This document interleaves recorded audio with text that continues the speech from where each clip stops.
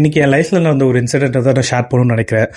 ஒரு 4 years back வந்து பார்த்திங்கன்னா, நான் ஒரு UK பேஸ்ட் கம்பெனியில் ஹெச்ஆராக ஒர்க் பண்ணிட்டு இருந்தேன். அப்போ இன்டர்வியூ வந்து நான் ஸ்கெடியூல் பண்ணேன். ஒரு கேண்டிடேட் ஜாயின் பண்ணாங்க, டெக்னிக்கல் பேனல் ஜாயின் பண்ணாங்க, நானும் ஜாயின் பண்ணேன். ஸோ இன்டர்வியூலாம் வந்து pretty much he answered all the question.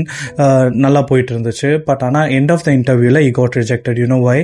Because வந்து அவர் right from the start till the end வந்து ஒரு சிப்ஸ் பேக்கெட்டை பக்கத்தில் வச்சுக்கிட்டு அதை பொறுமையாக எடுத்து சாப்பிட்டுட்டே தான் எல்லா பதிலும் சொல்லிட்டு இருந்தார்.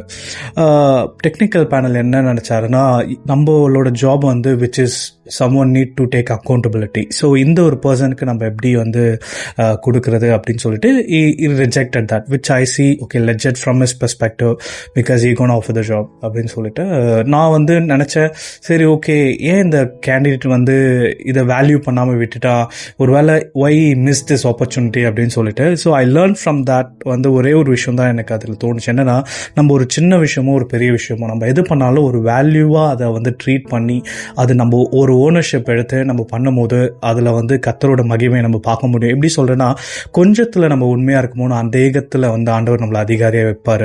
என் லைஃப்பில் நான் நிறைய அந்த மாதிரி நான் அனுபவிச்சிருக்கேன். சின்ன சின்ன விஷயங்கள் நம்ம நினைப்போம் இது வந்து ஒரு ஆப்பர்ச்சுனிட்டியே கிரியேட் ஆகாதுன்னு நினைப்போம். பட் ஆனால் கடவுள் அதுக்குள்ளே ஒரு சர்ப்ரைஸை வச்சிருப்பார். இன்றைக்கும் நான் என்கரேஜ் பண்ணுறது அதுதான். உங்கள் வாழ்க்கையில் ஒரு சின்ன நீங்கள் மினிஸ்ட்ரி பண்ணலாம், இல்லை ஒரு சண்டே ஸ்கூல் ஊழியம் பண்ணலாம், இல்லைனா ஒரு பேம்ப்ளேட் மட்டும் நீங்கள் கொடுக்கலாம். ஸோ நீங்கள் நினைக்கலாம் என்னடா இதுலேருந்து நம்மளுக்கு ஒரு பெருசாக ஒரு பலன் வந்துட போகுது அப்படின்னு சொல்லிட்டு. பட் ஆனால் கிடையவே கிடையாது. ஆண்டவரோட பார்வையில் எதுவுமே சின்னதோ பெருசோ கிடையவே கிடையாது.